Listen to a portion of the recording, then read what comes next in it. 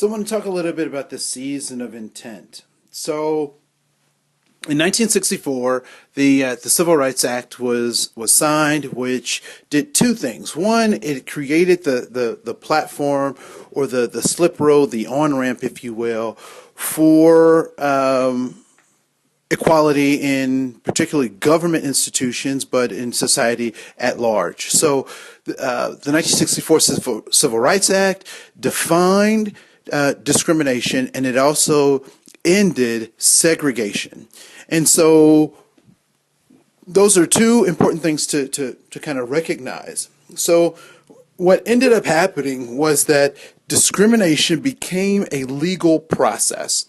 And what we understand about that legal process is, or how we've come to understand that legal process, is that because the law defined discrimination, the only way that discrimination gets resolved or can be reduced or managed is through that same legal process. So, for example, if a coworker swats me on the butt and we're not on the softball team together, my natural recourse would be to file a complaint with the HR department.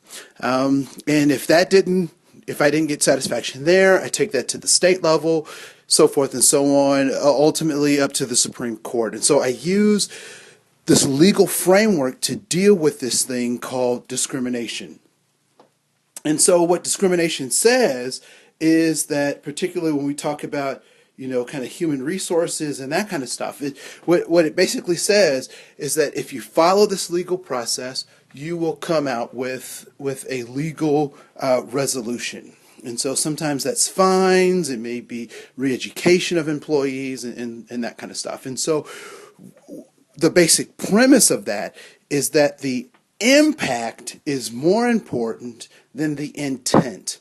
Because I could have that same employee who swatted me on the butt back up and say, you know what, I was just playing, I was just joking, and the HR process would still move forward because it is not the intent of the individual, it is in fact the impact. And so discrimination is typically measured by the impact that those behaviors, those policies, and those procedures have had on individuals, had on groups, and had on institutions. So laws are able to fix or to offer remedies to the sense of discrimination because it is measuring the impact versus the intent.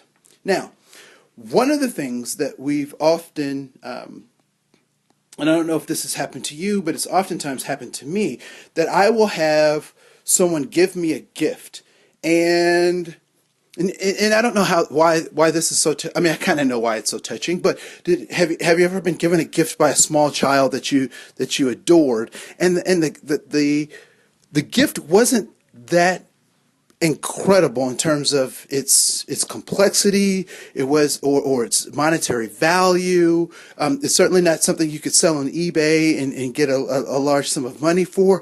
But you really felt some attachment to that item that was offered to you by the small child. And why is that? For the most part, it is because the intention that the young person had in giving that to you by taking the time to make it with their own hands, to offer that to you as something of importance, it is that intention that you value more than the thing itself. Because I've also been and so intention becomes extremely important, particularly when we talk about looking at human relations in the workplace or in the school setting, in a classroom, because it is the intention that we typically measure when we talk about human relations. When we talk about legal processes, we typically talk about discrimination and the impact. But when we talk about direct one-on-one human relations in the office, in the workplace, what we typically are dealing with is intention. What is it that people intend?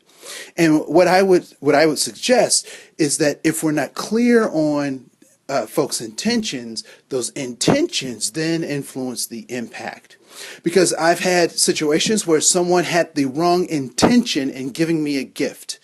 To the point that I did not even want the gift, although it had a very high value. It was something that I could recoup lots of money on.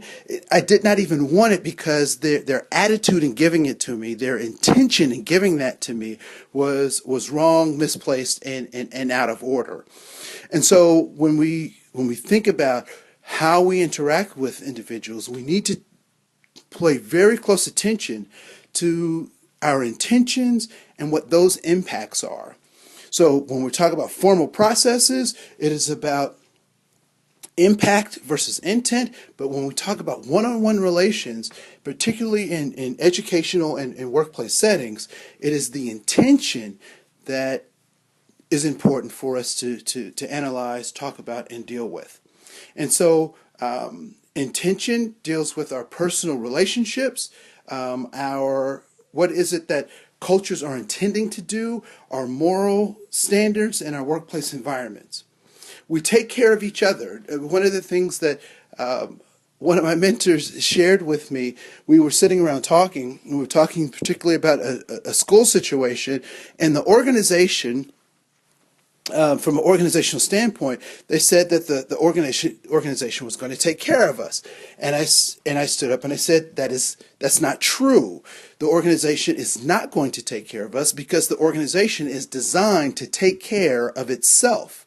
However, it is the human beings in that organization that need to take care of each other. And so our workplaces are not supposed to be places that take care of us, but the human beings in those workplaces are the ones that are supposed to make sure that our felt needs are met, that we get strength from one another, that we get networking from one another, and that we support one another. Because the organization's mission and job is to take care of itself. But as human beings, we are the ones to take care of each other.